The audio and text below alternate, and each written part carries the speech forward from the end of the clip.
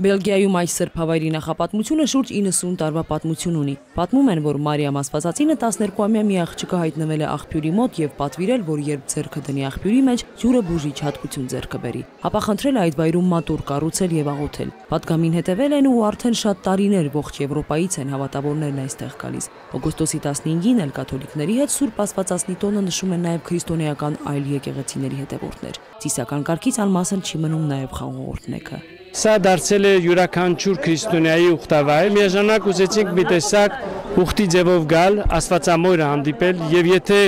Աստվածամայրը հանդիպել եւ խոսել երևացել է Մարիետային 90 տարի առաջ, ինչու՞ չէ թերևս մեզանից յուրաքանչյուրին կարող է այցելել եւ իր падգամը փոխանցել, որ մենք հաստատուն մնանք մեր հավատքի մեջ։ Գալստյանների ընտանիքում այս վայրում խաչքար տեղադրելը հորի երազանքներ։ Տղաները իրականացրել են ծնողի փափագը։ Հոգևոր մշակութային այս կոթողը ոչ միայն հայկական ճարտարապետական ձեռագրի մասին է վկայում, այլ մի կարևոր նշանակություն էլ ունի։ Խաչքարը եկել է Հայաստանից, խաչքարը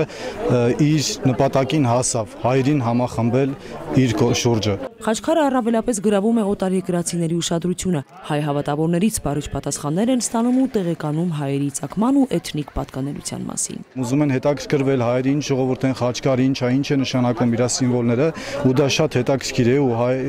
բոլորն էլ շատ հաճելի ու դրական կարծիք ունեն խաչքարի մասին։ Ուխտի եկած հավատավորների համար այս սրբավայրը ոչ միայն հոգևոր արժեքներին հաղորդակցվելու, այլև ցավերին դարման գտնելու տեղ է։ Բազմաթիվ վկայություններ կան, հավատքով այստեղ այցելողները հրաշքների ականատես են եղել։ Այստեղ են գալիս Կորեայից, Վիետնամից եւ անգամ Շրի Լանկայից։ Անցած տարի մի անգլիացի, ով քաղցկեղով էր հիվանդ, այստեղից լիովին բժշկված է տուն գնացել։ Հավատացեք, մետաստազներից եւ ոչ մի հետք չկար։ Եղել են նաեւ դեպքեր, երբ հիվանդներն առանց սալյակի են հեռացել այս սրբավայրից։ Սա ուղղակի հրաշալի է։ Բելգիա հայ համայնքը հույս ունի, որ Գալստյանների մյուս երազանքներ կիրականանա։ Սրբավայրում կկառուցվի Սուրբ Սարգիս անունը կրող եկեղեցին, հենց այստեղ կբարեխոսեն բարձրալին, որ հաստատ պահեն քրիստոնեական արժեքներն ու հավատը։ Գեղանուշ Աբրահամյան, Արման Ավագյան, ժամը լրատվական։